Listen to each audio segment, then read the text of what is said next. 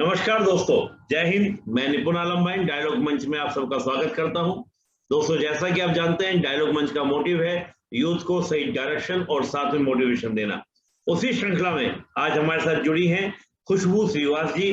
आपने अभी जो सीजीपीएससी परीक्षा 2019 का परिणाम सितंबर 2021 में आया है, उसमें सीओआई का पद हासिल किया है, सहकारिता विस्तार अधिकारी का पद हासिल किया है। तो दोस्तों, सबसे पहले हम स्वागत करेंगे खुशबू श्रीवास जी का। खुशबू जी, आपका डायलॉग मंच में बहुत बहुत स्वागत आपका। मैं थोड़ा सा एक निवेदन करना चाहूंगा डायलॉग मंच की ओर से, अगर हम थोड़ा छत्तीसगढ़ी में बात करें, क्योंकि काफी एक्सपीरियंस है और बड़ा अच्छा लगेगा।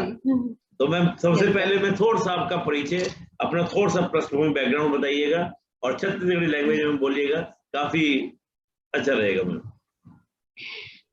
मोर नाम खुशबू श्रीवास हवै और मैं हाँ अभी सीओआई के पद लिए हाँ 120वां रैंक के साथ। और अभी फिलहाल तो मैं अभी तैयारी में और जुड़े हाँ, और बाकी अभी जिन पद मिले हैं ओला अच्छे से करे की कोशिश करूँ जी। थोड़ा सा कुछ और बैकग्राउंड बताना चाहेंगे मैम, इसके अलावा कुछ पढ़ाई के बारे में, एजुकेशन, कुछ भी इस तरह की बातें? हाँ सर, मेरी जो स्कूली एजुकेशन हुई है सर, स्कूल पूरा रतनपुर से हुई है। रतनपुर अपन का जो पुराना प्राचीन राजधानी है सर, वहां से मैंने government girls higher secondary school से पूरी पढ़ाई की है 12वीं तक। उसके बाद मैंने सर ग्रेजुएशन अपना BSc biology government Mahamaya college Ratanpur से की हूँ। और उसके बाद मैंने sir post graduation master of social work से डॉक्टर सीवी रमन यूनिवर्सिटी से की हूँ। ओके। और उसके बाद से फिर मैं पीएससी की तैयारी करना शुरू कर दी थी। Okay ma'am. थोड़ा सा मैम अपने बारे में कि जो सिविल सर्विस की आपकी जो जर्नी रही है, पूरी यात्रा जो रही है, इसके बारे में बताइए। आपने कब से प्रारंभ किया था या आपका कौन सा टाइम है, आपका माध्यम क्या था? थोड़ा सा सिविल सेवा के बारे में बताइए। और रिक्वेस्ट भी करूंगा कि छत्तीसगढ़ी में ही बोलिएगा, बड़ा अच्छा आपका लगा छत्तीसगढ़ी आपका लैंग्वेज। सर मैं हरापन जन पीएससी के जनरी हवा ओला मैं हाँ 2014 और 2015 से पूरा रूप से स्टार्ट कर दिए रहे हूँ। ता एमा सर सबसे पहले तो ये रही से कि घर के बैकग्राउंड रही से जो शिक्षा वाला वो उतना नहीं रही से कि लोग एक बारे में मोला समझा सके काबर की रतनपुर हालांकि बहुत अच्छा प्रोग्रेस कर चुके रही से, फिर भी एक होते ना जो ग्रामीण परिवेश घरेलू परिवेश उतना अच्छा नहीं रही सी कि लोगन मोला एक बारे में बता सके। तो मैं पहली तो सोचे कि अच्छा से कॉलेज वगैरह कर लेता हूँ और तो फिर अच्छा नंबर ले आऊँ तो फिर नौकरी वगैरह तो लग जाही और तक मैं ही संतुष्ट हो जाऊँ सोचे रहे हूँ। लेकिन सर हो इसका कि पहली तो कॉलेज में मैं वैसे 3 साल टॉप ही करे रहे हैं, तो एकदम अंदर से आ गई से कि अब टॉप वगैरह कर लिए हैं तो अच्छा नंबर मिल गए तो नौकरी तुरंत मोला चटले लग जाही कही के एक खुशी तो मैं बहुत रहे हैं। फिर तहाँ का हो इसके अरे खर बात तो कुछ और करेला पढ़ी कि फिर घर के मन बोली से फिर मोला लगी इसके मोला और कुछ अच्छा करना चाहिए बोल के। तो पहली तो सोचे सर कि एमएससी कर लेता हूँ केमिस्ट्री में, काबर केमिस्ट्री मोर बहुत अच्छा सब्जेक्ट रही से वह। फिर मोर दिमाग आई इसके नहीं कुछ तो अलग करना है, समाज के सेवा वगैरह कर लेता हूँ कि फिर master of social work join करे। थोड़ा अलग सब्जेक्ट रही से और थोड़ा अलग करे के जुनून सर शुरू से बचपन से रहे। घर वाले मन अगर पटवारी बोले है तो मैं ऊपर के सोचे हूँ, घर वाले मन अगर नर्स बोले है तो मैं फिर सीधा डॉक्टर के सोचे हूँ। ऐसे थोड़कन प्रवृत्ति रहे है थोड़कन अलग करे के मोर। मास्टर ऑफ सोशल वर्क करे सर तो में मैं टॉप करे। तो वहां जो सर रही से प्रमोद शुक्ला सर, वो शायद पीएससी से जुड़े रही से, वो मोला थोड़ा मोटिवेट करी कि बेटा तोर पढ़ाई के लेवल है बहुत अच्छा है, तोर नॉलेज लेवल बहुत अच्छा है, तय प्रशासनिक अधिकारी हो बोले वगैरह में भी बहुत अच्छा है, लीडरशिप क्वालिटी है तोर में बोलिस तो तय प्रशासन अच्छा से चला सकता बोलिस। और देश के लिए अगर तय समाज सेवा अगर करत है अभी से अगर पढ़ाई के मत तो तय प्रशासनिक अधिकारी बन जा, ज्यादा अच्छा रही बोल के। अब मोर दिमाग चटले चिल्ला पकड़ ली, अरे मैं तो अब कुछ अच्छा कर सकत हो गई के। तो प्रमोद सर के मैं बात ला माने और फिर पीएससी की तरफ अपन रुक ला फिर करे हो। फिर एक साल वही 6 महीना तक तो मैं वही नेट वेट के तैयारी में महू जुड़ गए रहे हो कि थोड़ा प्रोफेसर वगैरह के देख लेते शायद मोर सब्जेक्ट में जल्दी हो जाही बोल के, काबर की पीएससी के बस सिर्फ सुने रहे हो, नॉलेज कुछ नहीं रही से कि ऐसे ऐसे करना है बोल के। और फिर बाहर भी पढ़ना रही से वह घर से बाहर निकल हूँ तभी हो पाई। और घर वाले मने सब चीज पर थोड़ा रोक देते रही से वह थोड़ा वही पैसा वगैरह के भी समस्या रही से, और फिर बाहर बेटी कभी निकले नहीं रही से, वैसे पढ़ाई आना जाना करके कहत रहे, माँ बाप मन वैसे रही से, पापा थोड़ा मोटिवेट करत रही से कि हाँ बेटा कर सकथस बोल के, बट बाकी मन ला भी समझाए ला पड़थे, थोड़कन संकोच होत रही से निकले में कैसे निकलूं कही के। फिर भी मैं अपन कदम ला आगे बढ़ाए, और फिर 2015 में फिर निकले पीएससी के तैयारी करे पर। फिर यहाँ 1 साल 6 महीना तक वही थोड़ा पूरा नहीं पर प्री के कोचिंग करे। फिर जो होइस पहला अटेम्प्ट ओमा मोला उतक नॉलेज नहीं रही से, वो ऐसे हो इसके बस गए हो प्री देवाए हो टाइप के, पढ़े भी नहीं रहे हो पूरा, तो वो टाइम तो नहीं निकली, वो शुरुआती ही रही से, मोर समझे भी नहीं रहा कि पीएससी का होते बोल के, मोला ये भी नहीं पता रही से वो टाइम में कि मेंस भी देवाए ला पड़ी है, मोला इंटरव्यू भी देवाए ला पड़ी, नहीं रही से उतक नॉलेज। हाँ फिर मैं घर चले गए वापिस, फिर 2 साल वहीं घर में रह के प्री भी पढ़े और मेंस भी पढ़े, घर के अपन पूरा काम वगैरह निपटा के जो भी मोला थोड़ा बहुत टाइम मिला तरी से अच्छा से करें, तो 2 बार प्री भी निकलीस मोर और 2 बार मेंस भी निकलीस, और बहुत अच्छा नंबर भी लाते रहे। लेकिन मोर जो बैकग्राउंड है ना वह बायोलॉजी वाला रही से, और वो टाइम होत रही से 200 नंबर के मैथ्स, जेमा मैं पिछड़ जात रहे हो सर, तो ओखर से मोला थोड़कन समस्या आई, जेखर वजह से मोर सिलेक्शन होइला रुक जात रही से। काबर के मैथ्स एक अच्छा सब्जेक्ट के साथ साथ स्कोरिंग सब्जेक्ट है, तो मैं पिछड़ जात रहे हो। फिर अब मोर दिमाग में भूत सवार हो इसके, अब बाहर निकलेला तो मोला पढ़वेज करी बिलासपुर के रुख में आएला पढ़ी, काबर सर पीएससी के हब अगर कोई है तो है हमार बिलासपुर जिला छत्तीसगढ़ में सबसे ज्यादा चलती यहाँ ला। फिर मैं निकले 2017-18 में घर से निकले कि सर अब तो मोला करना ही है बोल के, घर वाले मन से भी थोड़ा लगी कि करवाना है कि के मानिस नहीं, फिर भी मैं सोचे नहीं पापा निकल जाता हूँ बोल के, नाना नानी के घर बचपन से रहे हो तो नाना नानी मतलब छोड़ के आत नहीं बनत रही से, बट फिर भी मैं अपन कदम ला आगे बढ़ाए पॉजिटिविटी के साथ कि कुछ करके ही आऊँ, कुछ अच्छा ही करके आऊँ बोल के। फिर आए यहाँ, फिर वही हरिराम पटेल सर के यहाँ कंपटीशन एकेडमी में ज्वाइन करे, सर बहुत हेल्प करीस कि अच्छा कर सकता बोल के मोटिवेट करीस वहां से। फिर प्री मेंस दोनों के कोचिंग वहां से करे, और अंततः अब एक पोस्ट लेके बैठे हो। बहुत बहुत अच्छा मैम, अब काफी संघर्ष वाला आपका जर्नी रहा, और आपने एक दो, हाँ आपने प्री भी निकाला, मेंस भी लिखा, फिर फाइनल सिलेक्शन नहीं हुआ, उसके बाद आपने मतलब कि आपने पीएचडी किया, पीएचडी के बाद आप इस परीक्षा में आए, तो काफी स्ट्रगल किया और काफी एजुकेशन भी ली। और सबसे बड़ी बात क्या थी कि ग्रामीण पृष्ठभूमि से होने के बाद, परिवार में एजुकेशन बैकग्राउंड ना होने के बाद, मैं यहाँ पर थोड़ा सा एक बात करना चाहूंगा, क्योंकि आपने ग्रामीण पृष्ठभूमि की बात की और परिवार में एक एजुकेशन बैकग्राउंड ना होने के कारण, तो आपको क्या लगता है कि इस पर, और खास तौर से एक महिला के लिए, एक गर्ल के लिए, आपको क्या लगता है कि मेन चैलेंज क्या होता है? परिवार को समझाना, आसपास की सोसाइटी को समझाना, नहीं तो गांव में ये रहता है कि भैया क्या करोगे पढ़ लिख कर, घर जाके बसाना है, शादी करनी है, उस तरह की जो मानसिकता थी परिवार में भी होगी, आसपास के लोगों में भी होगी, तो उस मानसिकता से आपने कैसे अपने आप को तैयार किया, उनको कैसे तैयार किया? क्योंकि काफी जो महिलाएं हैं, गर्ल्स हैं, वो तैयारी नहीं कर पाती हैं, तो ये आपने कैसे, जो चैलेंज जो था आपके लिए, इसको आपने कैसे दूर किया? सर मैं अगर बताना चाहूंगी तो मैं जब 12वीं, मैं घर की अपनी पहली ही लड़की थी जो कॉलेज गई थी। मेरे बैकग्राउंड में नाना नानी के घर ही रही हूँ, तो जितने भी सब लोग हैं वही थे मेरे लिए। तो मेरा जब 12वीं के बाद कॉलेज जाने का पहला डिसीजन था, उसी समय मेरे पापा मेरे को यही बोलते थे, बोले मेरे को कि बेटा क्या करेगी आगे पढ़ के, 2 साल बाद तेरा शादी कर दूंगा।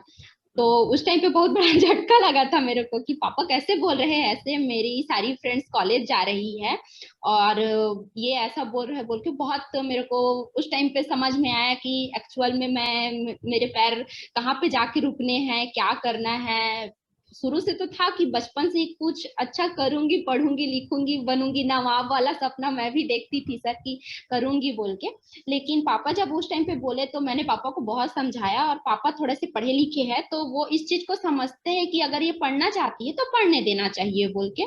तो कॉलेज में एडमिशन ली, और परिवेश सर बोलते हैं ना सर कि सबसे बड़ा दुश्मन तो आपका घर, अपनी पहली लड़ाई आपके अपने घर और अपने परिवेश से ही शुरू होता है एक लड़की के लिए सर। ये तो मैं बहुत अच्छे से समझ गई थी, क्योंकि मैं जब भी कुछ भी होता था मैं बोली समाज को या बाहर को बाद में बदलूंगी, पहले अपने घर को बदलती हूँ।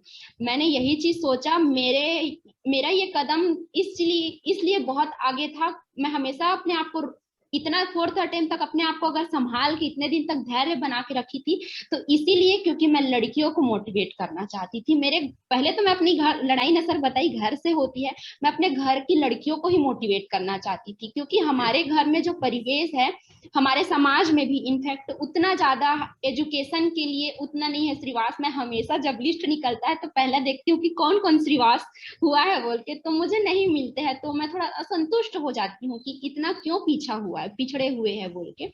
तो मेरा सर वहीं से लड़ाई शुरू हुआ। मैं सबसे थोड़ा सा हट के रहती थी, सामाजिक लोगों से थोड़ा बच के रहती थी कि मुझे ऐसा ना सुनने के लिए मिले कि तुम क्यों कर रही हो, क्या कर रही हो। मैं बस अपने घर वालों को समझाती थी, अपने मम्मी पापा को, अपने नाना नानी को समझाती थी, और उन्होंने मुझे हमेशा से सपोर्ट किया।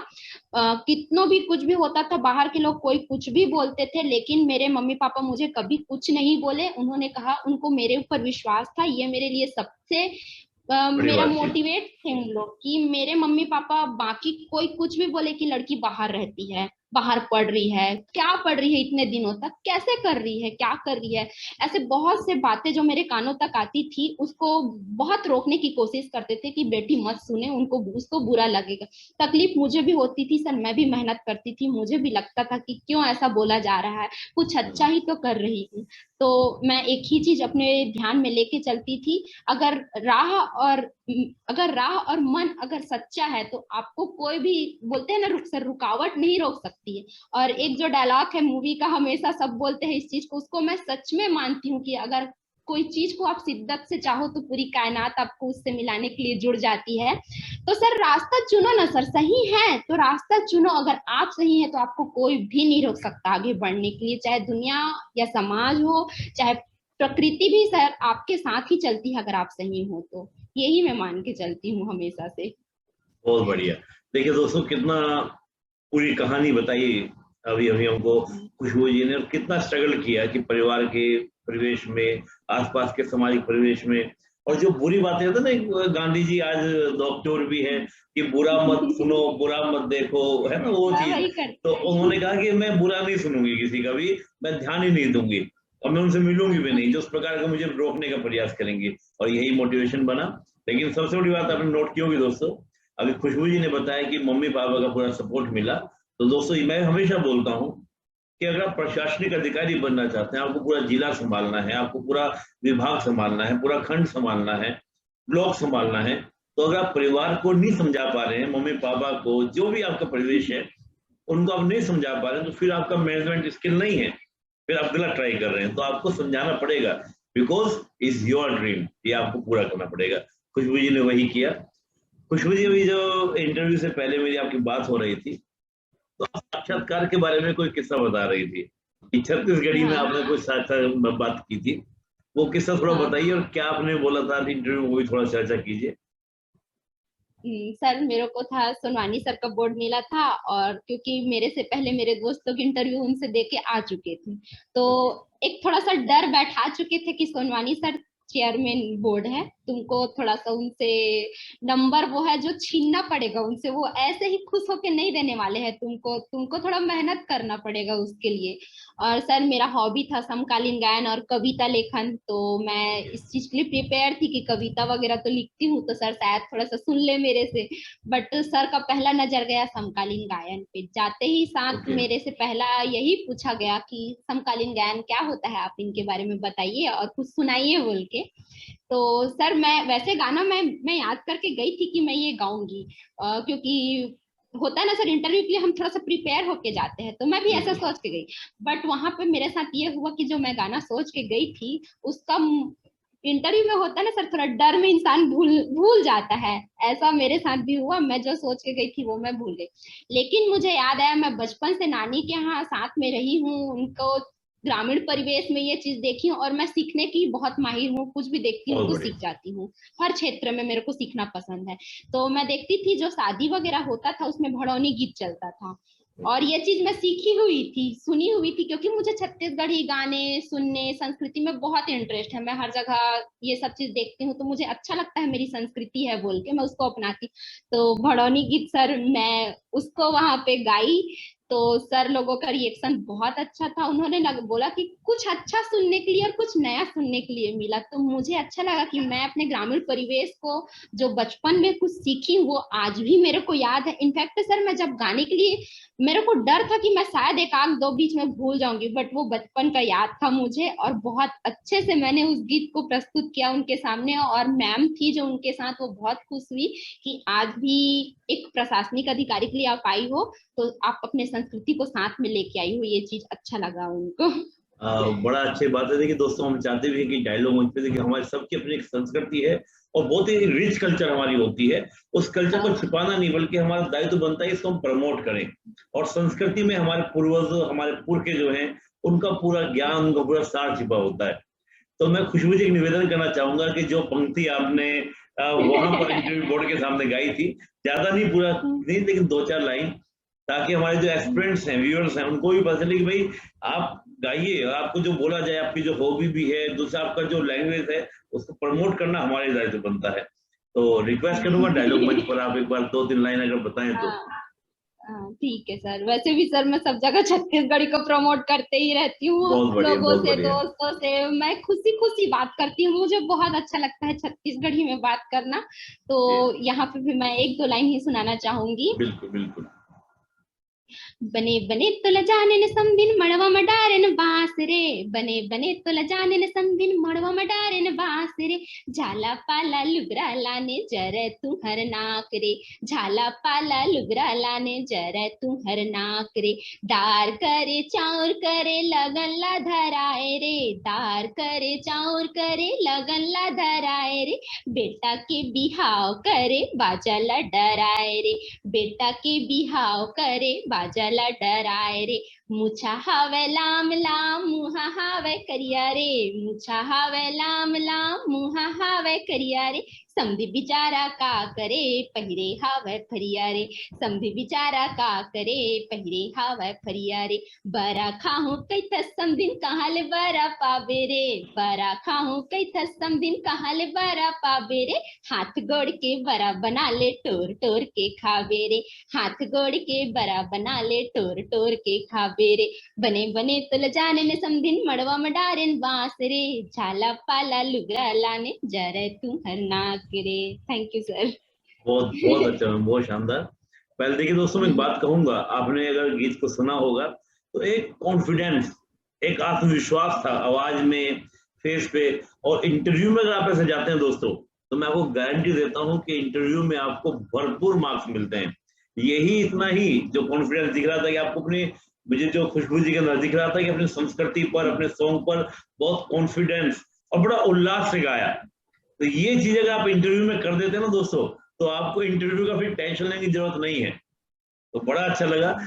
मैं थोड़ा सा इस गाने को मैं समझ रहा था कि ये जो सॉन्ग आपने गाया, कहीं ना कहीं ये शादी विवाह के समय पे गाया जाता है, कि आपने समझी जिक्र किया, जो मैं समझ पा रहा था। लेकिन हमारे बहुत सारे व्यूअर्स हैं जो छत्तीसगढ़ से नहीं है, तो संक्षेप में इसका अर्थ भी बता देंगे तो उनको भी समझ आएगा कि उन्होंने क्या सुना।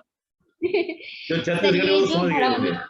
जी सर, ये जो भड़ौनी गीत होता है वो शादी में जो आते हैं बारात लेके लड़के पक्ष के लिए, तो लड़कियां पक्ष की वर्ग के लिए इनको गाते हैं, थोड़ा सा मजाक मस्ती चुटकुला उनको चिढ़ाने के लिए गाया जाता है। तो ये गाने का पहला लाइन है, बने बने तो जाने समधी मड़वा, मतलब कि लड़कियां लोग सोच के करते हैं ना सर, लड़की वाले बहुत अच्छे समधी मिले हैं, अच्छे घर परिवार से है, तो लड़के लोग क्या करते हैं, थोड़ा सा कंजूसी कर देते हैं अच्छा सब बारात बैंड बाजा लाने में। तो इसको चिढ़ाने के लिए किया गया है कि अपन, यानी कि अपने बच्चे का, लड़के का शादी कर रहे हो, बैंड बाजा नहीं लगाए हो, आते हो तो इतनी सारी फरमाइशें रहती है, बड़ा खाएंगे वो खाएंगे, लड़कों की होती है ना सर कि लड़के वाले है वाली जो प्रवृत्ति रहती है उनकी, और लड़की वाले हर चीज करने की कोशिश करते हैं, उनको जितना से जितना खुश रखने की कोशिश करते हैं। ये उनके ऊपर कटाक्ष है एक, कि हर चीज लड़कियों के उस पे ना किया जाए, लड़कों के लिए कि आप लड़के वाले हो, आपका भी है, आप और हम बराबर है। इस गाने में ये संदेश भी दिया जाता है कि ना लड़की वाले ना लड़के वाले, दोनों बराबर होते हैं, दोनों की जिम्मेदारी बराबर होती है, सिर्फ लड़कियों के ऊपर आपको आश्रित नहीं रहना है। ये उनके ऊपर कटाक्ष और मजाक था एक सर। बहुत बढ़िया, बहुत बढ़िया। शादी के समय के हल्के फुल्के मजाक काफी बड़े मैसेज देते हैं। और बहुत बड़ा मैसेज आपने कहा कि केवल लड़का लड़की ये ना माने कि लड़के बड़े होता है, दोनों का बराबर लेके चले, दोनों का एक समान पूरा दो परिवारों का संपर्क होता है। तो देखिए बहुत अर्थ हमारी संस्कृति में छुपे हुए हैं और वही अर्थ आपने संस्कृति में बताया, तो बड़ा अच्छा रहा मैम, बड़ा सुंदर लगा सुन के। थोड़ा सा हम लोग चलते हैं परीक्षा की ओर। प्री के एग्जाम के बारे में बात करें कि प्रारंभिक परीक्षा को लेकर, क्योंकि आपने तो 2 बार प्री निकाला, फिर 2 बार मेंस लिखा, तो बड़ा चैलेंजिंग, लेकिन प्री की बाधा बार बार निकालते रहे। इस बार भी आपने पूरा फाइनल सिलेक्शन लिया, तो प्री के लिए आपकी खास स्ट्रेटेजी क्या थी? जो भी प्रारंभिक परीक्षा देने वाले अभ्यर्थी हैं उनके लिए कुछ आप बताइए जिससे उनको कुछ हेल्प मिले। सर मैं प्री 4th टाइम निकाल चुकी हूँ, तभी 4th टाइम मेंस दे चुकी हूँ। तो सर प्री का मेरे को तो मेंस से ज्यादा सर प्री में डर लगता है। मैं अपनी बात बता रही हूँ क्योंकि प्री में वो जो रहता है ना सर, अथाह भंडार वाला सिलेबस वो आ जाता है, पूरे करेंट्स पढ़ने पड़ते हैं, पूरे सब्जेक्ट जीएस के, छत्तीसगढ़ के ब्रॉड सिलेबस है सर, उसको साथ लेके चलना पड़ता है। तो प्री का मेरा पूरा फोकस रहता था क्वेश्चंस अटेम्प्ट करना ऑब्जेक्टिव रूप में। ऑब्जेक्टिव रूप में हम कैसे क्वेश्चंस को पकड़ सकते हैं, 4 ऑप्शंस है उसमें हम कैसे निकाल सकते हैं जो सही ऑप्शन है, क्योंकि वहां सर 4 ऑप्शन में दिमाग है वो क्लिक करता है कि ये भी है ये भी है, उस चीज से हट के आपको जो एग्जैक्ट सही आंसर है उसको लेना पड़ता है। तो सर इसके लिए मैं ज्यादा से ज्यादा फोकस करती थी एकदम अपना कॉन्सेप्ट क्लियर रखने के ऊपर। तो मैं जो पूरी थ्योरी पढ़ती थी उसके क्वेश्चन अटेम्प्ट करके सब एक टेस्ट सीरीज लगाती थी, उसको देती थी, और प्री के 4 महीने पहले तक पूरे ऐसे जुड़ना पड़ता था हमको तैयारी के लिए जैसे कि हमारे पास सिर्फ जो सामने में है बस वही करना है। मैं पूरा टाइम टेबल सेट करती थी सर, एक शेड्यूल बनाती थी, जब तक मेरे जियोग्राफी कंप्लीट ना हो, जब तक मेरे हिस्ट्री कंप्लीट ना हो, जब तक मेरे कॉन्स्टिट्यूशन कंप्लीट ना हो, तब तक मैं और किसी सब्जेक्ट को पूरा एक शेड्यूल था सर मेरा टाइम टेबल का, कि 3 दिन तक अगर मैं जियोग्राफी पढ़ूंगी तो 3 दिन तक फिर मैं कॉन्स्टिट्यूशन, एक पूरे सिलेबस को मैं खत्म करूंगी, इस टाइम टेबल को अपना मैनेज रखती थी और उस चीज को मैं फॉलो करती थी। थ्योरी पढ़ने के बाद सारे क्वेश्चंस अटेम्प्ट करने की कोशिश करती थी सर, जैसे कि हर जीएस पार्ट का है वो करती थी। और इसके साथ सर रेगुलर सर छत्तीसगढ़ हमारे पीएससी का सबसे ब्रॉड और सबसे ज्यादा फोकस रहता है, तो मैं छत्तीसगढ़ को बाकी सब्जेक्ट के साथ लेके पढ़ती थी। पूरे जो 4 महीने प्री के पहले के टाइम होते थे उसमें मेरा पूरा फोकस रहता था कि जीएस और छत्तीसगढ़ का पार्ट मैं जितने से जितने ज्यादा क्वेश्चन अटेम्प्ट कर सकूं, जितने से जितने थ्योरी में पढ़ सकूं, एक एक चीज मेरे से ना छूटे, ये मेरा जीएस पार्ट होता था। इसके बाद सर मेरा जो जीएस पार्ट में कंप्लीट मेरे को सपोर्ट करता था सर वो था मेरा करेंट। 10 क्वेश्चन करेंट के आते थे, मैं बहुत फोकस करती थी सर करेंट पे। मैं ये मान के चलती थी कि अगर मेरे जीएस पार्ट में से कुछ क्वेश्चन अगर छूट जाते हैं मैं उसको कवर करूंगी करंट से। इसके लिए सर मैं रेगुलर पेपर पढ़ती थी और मैं करंट से हमेशा से जुड़े रहती थी। मेरे को करंट क्वेश्चंस मेरे कभी भी, चाहे वो व्यापम के एग्जाम में हो चाहे पीएससी के एग्जाम पे हो, मैं करंट अपना हमेशा से तैयार रखती थी। इसके लिए मैं पेपर और करंट के जितने भी मैगजीन वगैरह आते थे उसको मैं पढ़ती थी, तो 10 क्वेश्चन उससे मेरे जुड़ जाते थे, जिसके कारण मुझे प्री में बहुत फायदा होता था। मैं कुछ जीएस क्वेश्चन गलत भी कर देती थी, माइनस मार्किंग में भी चले जाती थी, तो मुझे जो करंट है वो बचा देता था। और सर मैथ्स क्योंकि मेरा सब्जेक्ट नहीं है तो उसके ऊपर मैंने बहुत मेहनत किया है, बहुत। इनफैक्ट मेरे को ऐसा लगता है मैं आधी जिंदगी अपने पढ़ाई की मैथ्स से ही पढ़ के निकाली हूँ, ऐसा लगता है मेरे को। बहुत मेहनत की हूँ सर मैथ्स के लिए, क्योंकि एक ना मैंने सर 10th में कोई कोचिंग लिया था मैथ्स के लिए, घर में जो भैया वगैरह थे उन्हीं से पढ़ लेती थी, तो मुझे मैथ्स के लिए काफी जूझना पड़ा था अपने आप को। मैं जब 11th में थी सर तो मैं बहुत खुश हुई थी कि अब तो मेरा मैथ्स से पीछा छूट गया बोल के, अब बायोलॉजी पढ़ूंगी रट्टा मारूंगी तो मेरे अच्छे मार्क्स आ जाएंगे बोल के। लेकिन मुझे ये नहीं पता था कि आगे चल के मुझे मैथ्स से ही पढ़ना पड़ा है बोल के। तो मैं मैथ्स को पूरा टाइम देती थी, एग्जैक्ट उसके लिए 2-3-4 घंटा रेगुलर निकाल ही लेती थी, क्योंकि सर सेकेंड पेपर हमको पूरा मैथ्स और रीजनिंग ही मिलने वाले हैं। उसके लिए आपको टाइम मैनेज और कम टाइम में जितना जितना मैथ्स सॉल्व कर सकते हैं, जितना जितना रीजनिंग सॉल्व कर सकते हैं, तो सर मैथ्स और रीजनिंग बिना प्रैक्टिस के नहीं हो सकता है। उसके लिए हमको रेगुलर उसको लेके चलना है, तो उसको मैं साथ में लेके चलती थी। वही चीज हमको मेंस भी करना है। अगर हम प्री में इस चीज को अगर तैयार कर लेते लेते हैं सर, प्री में अगर हम छत्तीसगढ़ और मैथ्स वाला पोर्शन तैयार करके बैठ जाते हैं तो मेंस में उतना मेहनत उसके लिए नहीं करना पड़ता है, ताकि हमारे लिए आगे, क्योंकि प्री के बाद मेंस तो लिखना ही है, तो प्री में ही कुछ ऐसा तैयार ना कर ले ताकि हमको मेंस में उतना ज्यादा मेहनत ना करना पड़े। जैसे सर हिस्ट्री प्री में भी है, मेंस में भी है, इस चीज को मैं लेके पढ़ती थी। अगर मैं प्री में हिस्ट्री पढ़ रही हूँ तो मैं ऐसा पढ़ती थी कि मेंस में उसको रिटर्न कर सकूं, ताकि मैं जब मेंस का तैयारी करूं तो प्री में पहले से उस चीज को कर लिए रहूं, रिविजन बस करना पड़े मेरे को। तो यही चीज मैं बाकी सब्जेक्ट्स जो भी है कंबाइंड है उनको बहुत, प्री में मैं सर ज्यादा मेहनत करती थी, पूरा इतना ज्यादा मेहनत करती थी कि मेंस के जो 3 महीने जो इतने सारे सिलेबस है, लोग जब मेंस पढ़ते रहते हैं उस टाइम हमेशा दिमाग में चलता है इस साल छोड़ देते हैं अगले साल अच्छे से करेंगे, वो दिमाग में ना आए और डर ना बैठे रहे। जब प्री निकलता है तो मेंस में बहुत डर लगता है, क्योंकि बहुत सारा सिलेबस एकदम कम टाइम में करना पड़ता है, विथ रिटर्न, हमको अपने हाथ से रिटर्न करना है।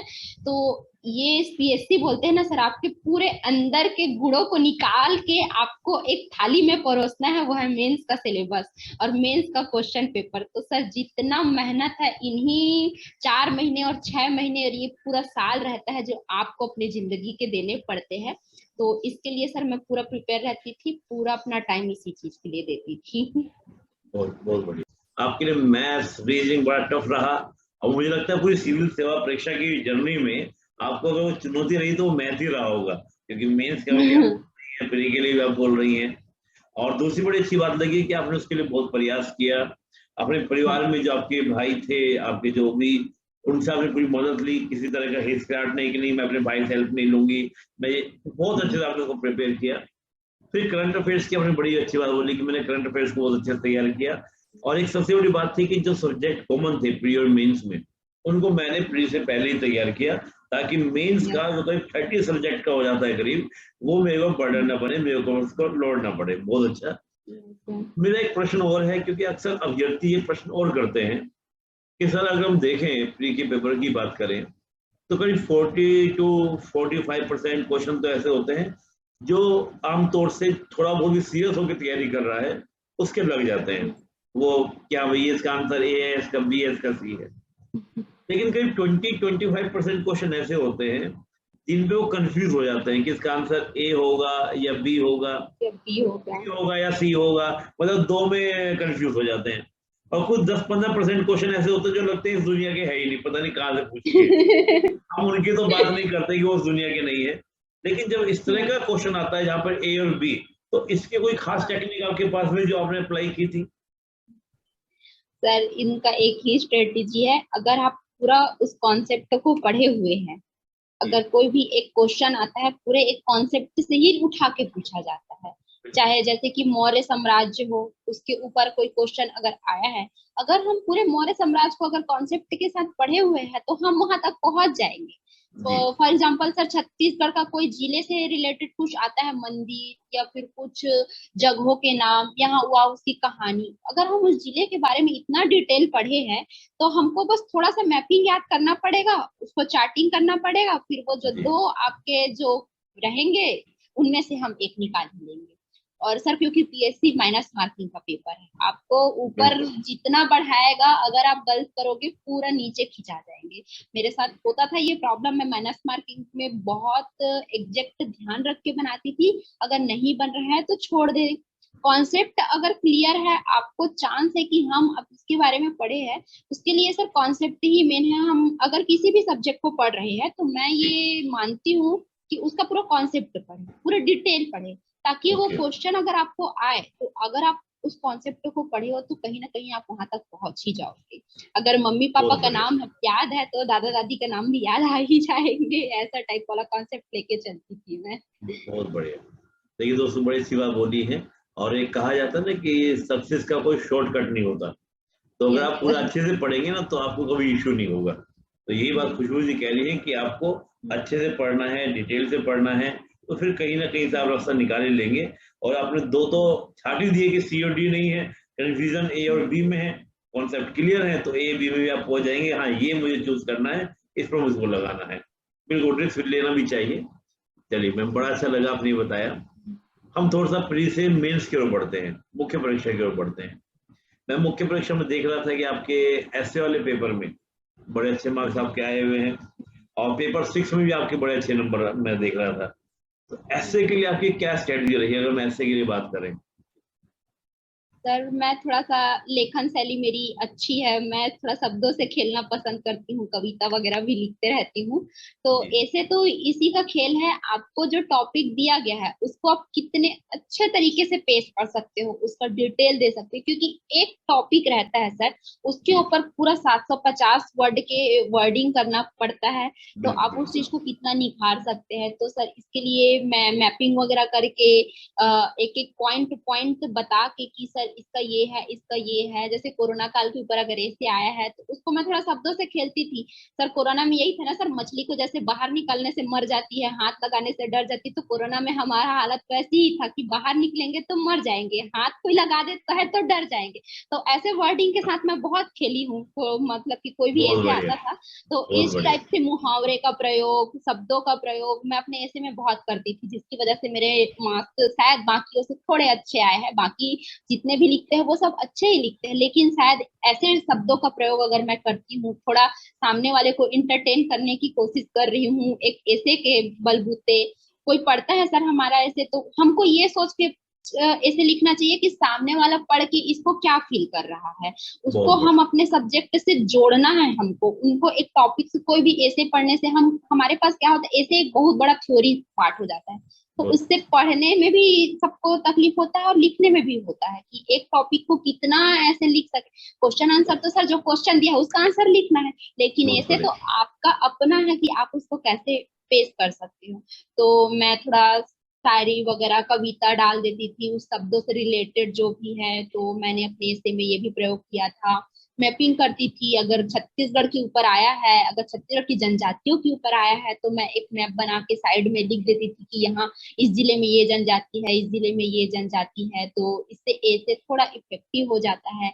डाटा जितने मेरे को पता होते थे, जैसे इकोनॉमिक ग्रोथ के ऊपर करंट का सारा बजट मेरे को याद रहता था। मैं एक क्या करती थी, एग्जाम हॉल में जाने से पहले हर चीज को पहले से लिख के एक डाटा, एक एक चैप्टर एक होता है सर, जिस चैप्टर से रिलेटेड आपको कुछ भी करेंटली चल रहा है, करंट इवेंट को मैं जोड़ के हर ऐसे में मैंने अपने करंट इवेंट्स जो भी चल रहे हैं उसको जोड़ के एक ऐसे लिखा।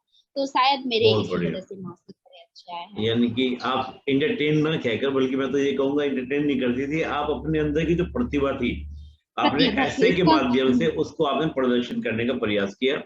और जी जो सर। आपका पढ़ने वाले जो कॉपी चेकर हैं उन्होंने उस हम्म। आंसर को, उस ऐसे को एंजॉय किया कि हाँ भाई यस सर। एक चीज को कितने सुंदर तरीके से लिखा जा सकता है। देखिए काम तो हर कोई करता है, और मैं कई हाँ। बार उदाहरण भी देता हूँ कि घर में खाना बनता है, लेकिन उस खाने को सुंदर तरीके से कोई परोस दे तो वो और अच्छा क्या लगता है, खाने में अच्छा लगता है कि हाँ भाई सुंदर सा दिख रहा है तो खाने का मन करता है।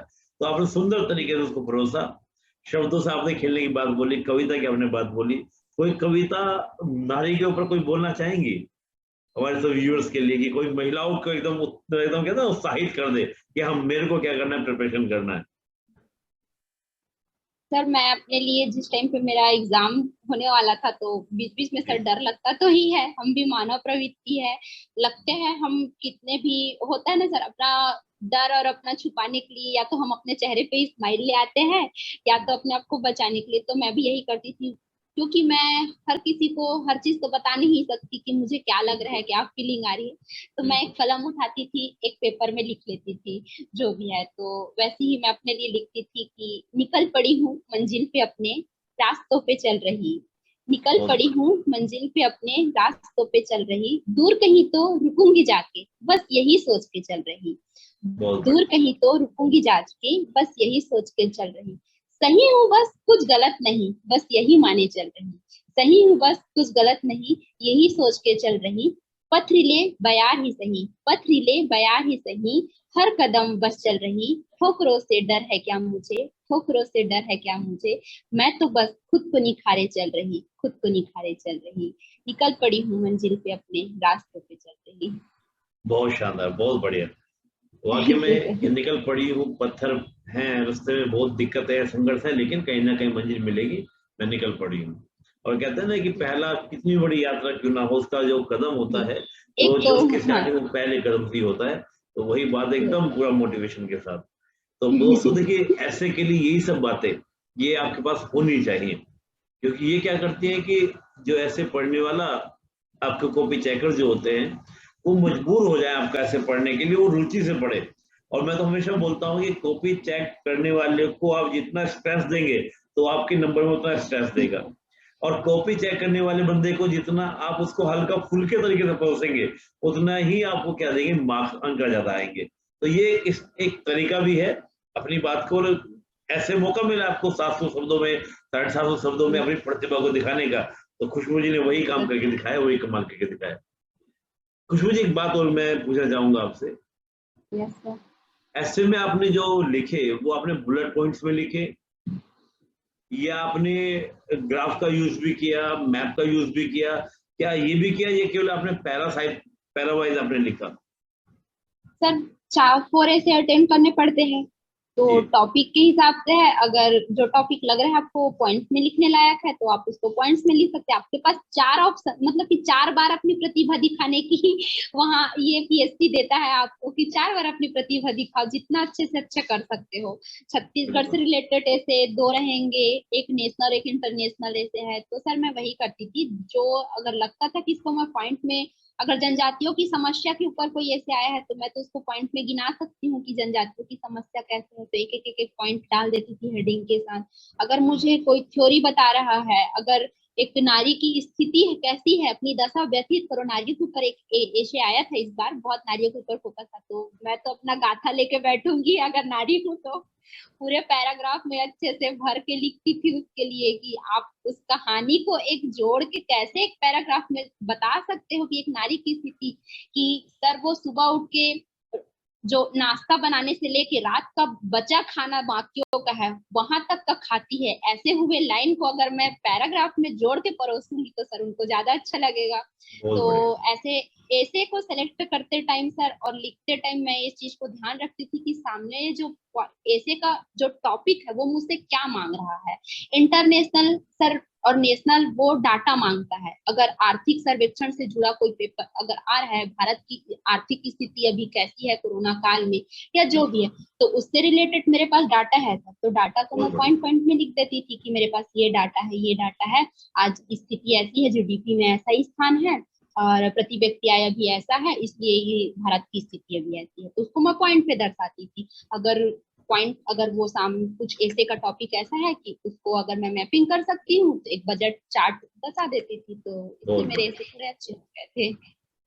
यानी कि आपको 4 बार मौका मिला और चारों बार आपने अलग अलग अपनी चारों बार प्रतिभा का में। दर्शन दिया, और यस। जहां पर जरूरत पड़ी पॉइंट्स का पॉइंट भी आपने यूज किया।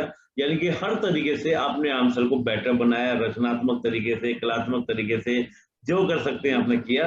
ये बहुत सुंदर तरीका है, बहुत अच्छा तरीका है। मैं दूसरा देख रहा था आपका खुशबू जी कि आपका पेपर नंबर 6 में, उसमें भी आपको बहुत अच्छे मार्क्स मिले हैं, बहुत अच्छे अंक मिले हैं। पेपर 6 को लेकर आपकी क्या स्ट्रेटजी थी कि मुख्य रूप से मेरा भाई ये मैंने फोकस किया था पेपर 6 में? सर पेपर 6 नहीं समझ में आता है लोगों को, फिलोसफी दर्शन शास्त्र उसके लिए लोग बहुत जोड़ते हैं। इनफैक्ट मैं जब पिछला अटेम्प्ट मेरा था तो मैं फर्स्ट टाइम ये चीज सिलेबस में जुड़ा था फिलोसफी, मैं तो जी आत्मा परमात्मा और ब्रह्म में ही घूम के रह जाती थी। मैं समझ ही नहीं पाती थी मैं जो ब्रह्म जान रही हूँ, जो 4 सर वाला 3 सर वाला वो वाला ब्रह्म है कि कुछ और ब्रह्म है, ऐसा वाला दिमाग में आता है। सर फिलोसफी बहुत ब्रॉड सिलेबस है। कभी कभी बहुत। ऐसा होता है जब मोक्ष पढ़ते रहते हैं तो पीएससी से ही मोक्ष ले ले, ऐसा वाला स्थिति आ जाता है कि छोड़ो ये सब नश्वर है, क्या पढ़ना लिखना, चुपचाप कहीं ध्यान लगा के बैठ जाते हैं। ये वाली स्थिति रहती है सर 6 पेपर में। कभी कभी लोग हम इतने डीपली पढ़ लेते हैं कि सर सच में उसमें घुस जाते हैं कि हम कहीं इसी दुनिया में तो नहीं आ गए अकबर बीरबल वाले दुनिया में। ये हमको पढ़ते टाइम आता है सर, बहुत कुछ चलते रहता है दिमाग में पढ़ते टाइम। तो सर फिलोसफी के लिए मैं ये स्ट्रेटेजी अपनाई थी। पिछले बार मैं इसके लिए जो मैंने गलती किया था कि मैं टॉपिक को समझती नहीं थी, बस रट्टा मारने के ऊपर मेरा था। तो फिलोसफी एक ऐसा सब्जेक्ट है सर, उसको थोड़ा सा अपने अंदर में फील करना पड़ेगा कि हम आत्मा के बारे में क्या जान रहे हैं, जीव के बारे में क्या जान रहे हैं। एक अध्यात्म जीवन में भी हमको जाना पड़ता है सर इस चीज के लिए। और क्योंकि मैं एक ऐसे परिवार से बिलोंग करती हूँ जहाँ अध्यात्म को भी बहुत मायने दिया जाता है, नानी बचपन से ही ये सब चीजें उनसे भागवत गीता ये सब सुन के पारिवारिक परिवेश मेरा ऐसा ही रहा है कि मैं पूरे सब लोगों के बीच में पली बड़ी हूँ, बड़े से परिवार के बीच में।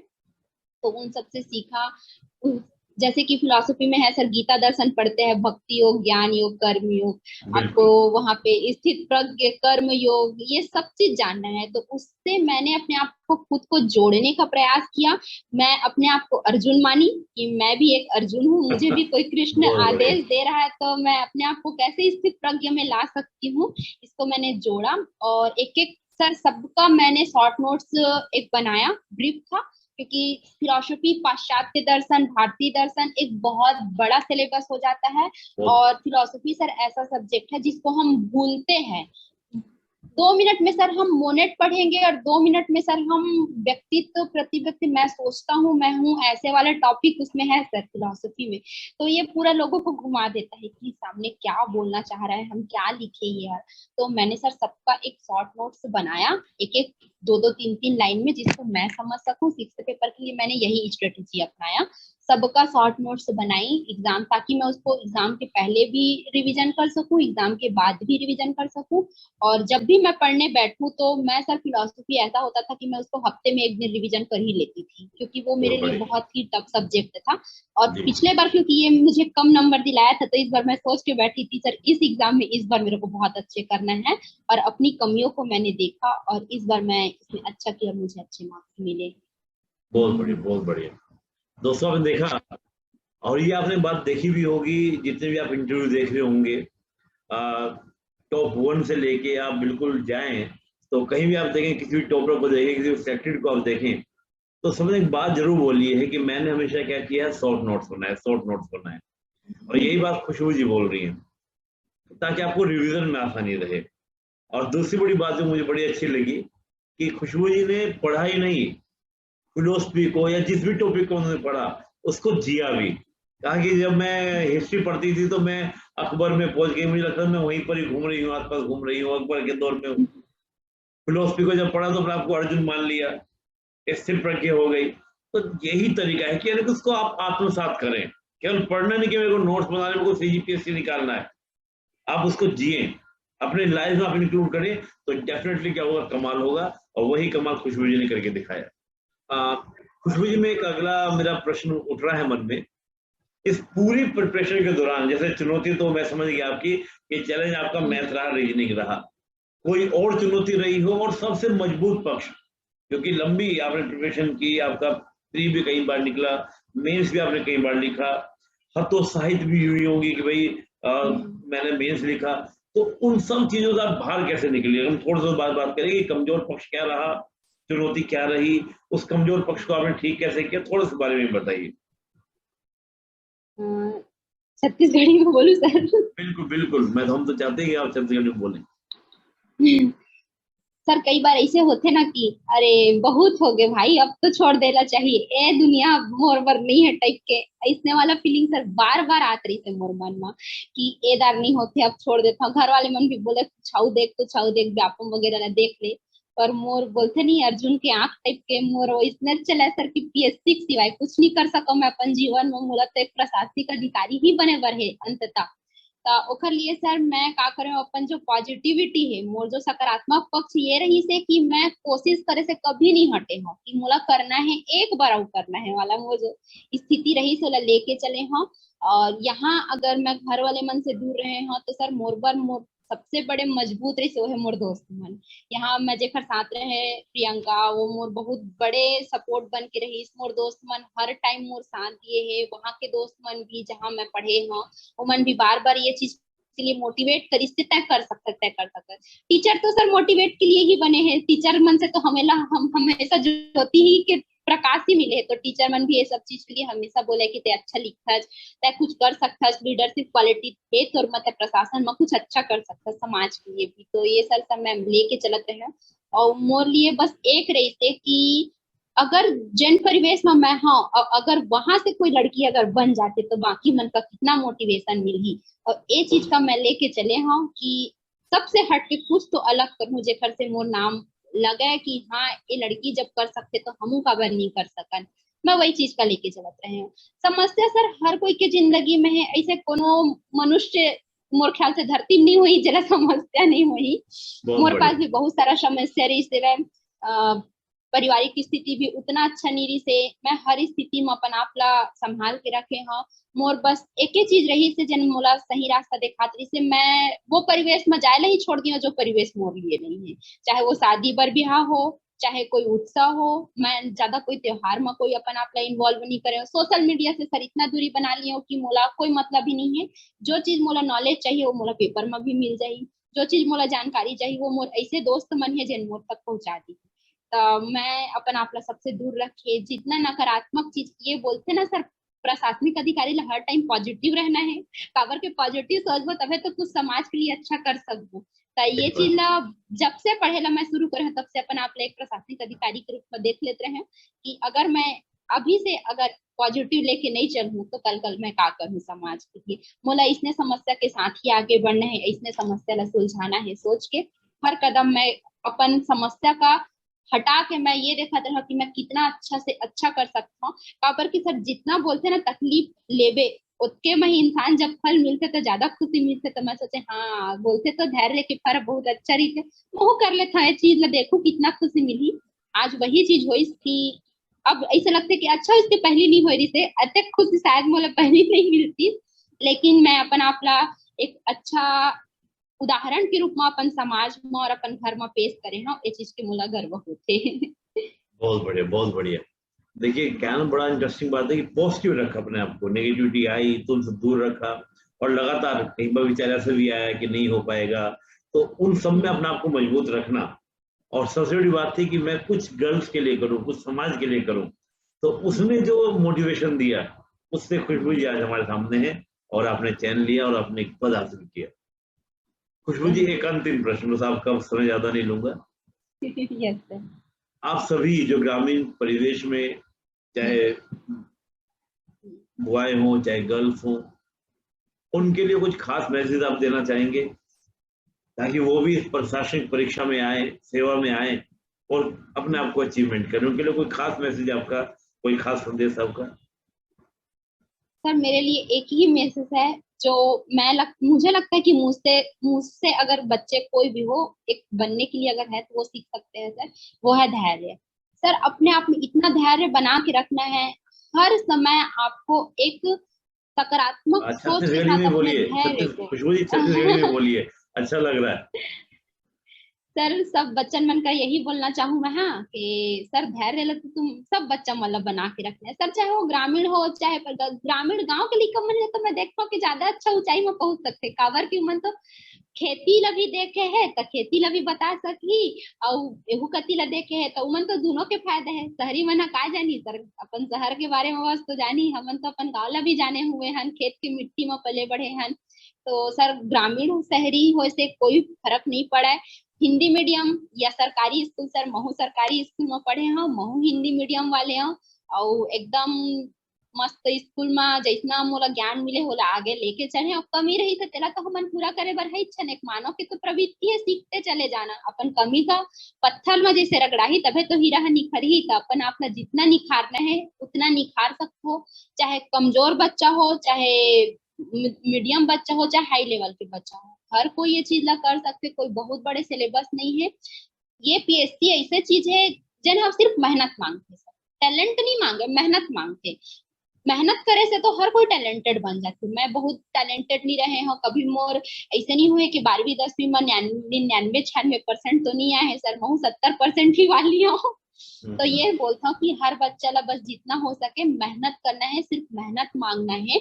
और अपन घर वाले मतलब भाई हम खुद अपन घर वाले मतलब नहीं समझा सकते कि पढ़ना है कुछ अच्छा करना है, ऊपर सामने में एक अच्छा उदाहरण बन के पेश तो अगर हम नहीं होबो तो आगे चल के देश और समाज के लिए कैसे उदाहरण बनबो। तो थोड़ा हिम्मत दिखाएला तो पढ़बे करी, समस्या तो हर जगह है, थोड़ा हिम्मत दिखाओ और ये क्षेत्र में आगे कदम बढ़ाएला पढ़बे करी ताकि हम अपन और अपन परिवार के लिए कुछ अच्छा और हटके कर सकत हैं।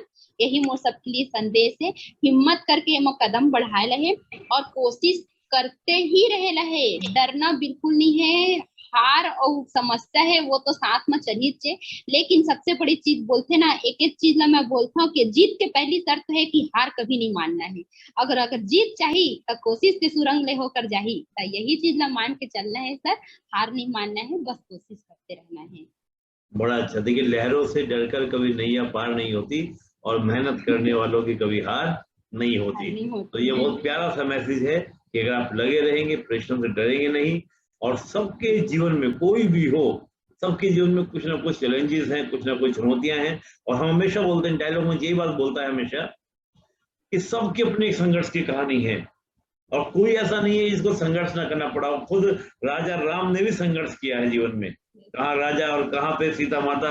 हम सबको उदाहरण देखें, हमारे पूरे वेद उपनिषद की बात करें, सारे कथानक की बात करें, सबकी बात करें, सब जगह आपको संघर्ष दिखाई देगा। उस संघर्ष को जीना है और उसमें निकल कर आना है, और इसी ऊर्जा के साथ औरों को भी उस संघर्ष के लिए प्रेरित करना है, जैसा खुशबू जी ने आज किया। खुशबू जी, कुछ और अगर बोलना चाहें तो आप कह सकते हैं, कुछ भी आप कहना चाहें, किसी को श्रेय देना चाहें, किसी के बारे में बोलना चाहें, कुछ आपको कहना चाहते हैं, आप कह सकते हैं। सर, मैं अपने नाना नानी, अपने मौसी, अपने मम्मी पापा और सर जितने भी मेरे अभी तक के दोस्त हुए हैं, चाहे वो स्कूल टाइम पे हो, चाहे अभी हो, चाहे पहले, मैं सर सबको धन्यवाद देना चाहूंगी, क्योंकि उन्होंने मुझे यहाँ तक लाने में बहुत ही सहयोग किया है। सर, बच्चा जब पैदा होता है तो उसी टाइम से उनका जीवन सीखने की कला में आगे बढ़ जाता है, और उनकी पहली शिक्षा उनकी माँ से ही मिलता है। तो बहुत बढ़िया। जैसे कि माँ एक शिक्षा देती है सर, वैसे ही हर किसी से पॉजिटिविटी के साथ, चाहे वो छोटा बच्चा ही हो, उससे सीखने के लिए अगर मिल रहा है तो सर मैं उससे सीखी हूँ। चाहे मेरे बड़े भाई या मेरे बड़े मामा वामा, जितने भी लोग हैं, मैंने कुछ ना कुछ कहीं ना कहीं से थोड़ा बहुत शिक्षा लिया है सर। तो मैं सबको, अपने आसपास के लोगों को धन्यवाद देना चाहूंगी कि मैं यहाँ तक अगर आई हूँ तो आप सबके ही बलबूते पर आई हूँ, आप सबके सहयोग से ही आई हूँ, चाहे वो मेरे दोस्त हो, चाहे मेरे शिक्षक गण हो, और चाहे जो भी हो, जिन्होंने भी मुझे सीखने के लिए प्रेरित किया है, उन सबको मैं धन्यवाद देना चाहूंगी सर। बहुत बढ़िया। देखिए दोस्तों, हम हमेशा बोलते भी हैं कि हीरो हमें पर्दे पे दिखता है कि बड़ा शानदार काम कर रहा है, लेकिन उस पर्दे के पीछे बहुत से लोग हैं जिसकी मेहनत जुड़ी बहुत से होती है लोग हैं। उस हीरो को पर्दे पे उतारने के लिए। तो ऐसी खुशबू जी के जीवन में भी रहा और सभी के जीवन में ये बात रहती है। तो खुशबू जी, बहुत बहुत धन्यवाद, और सभी को डायलॉग मंच का नमन, जिन्होंने आपको पूरी शिद्दत से आपको तैयारी करने में, मेहनत में आपकी सहायता की, चाहे आपके मित्रगण हो, परिवार के लोग हो, जो भी आपके रहे, सभी को हमारा बहुत बहुत नमन। और आपको अंत में बहुत बहुत शुभकामनाएं आपके जो भविष्य के लिए, डायलॉग मंच की ओर से भी और उन तमाम स्टूडेंट्स की ओर से जिनके लिए आज आप प्रेरणा बनने वाली है। बहुत बहुत शुभकामनाएं आपके जो भविष्य के लिए। Thank you sir, thank you.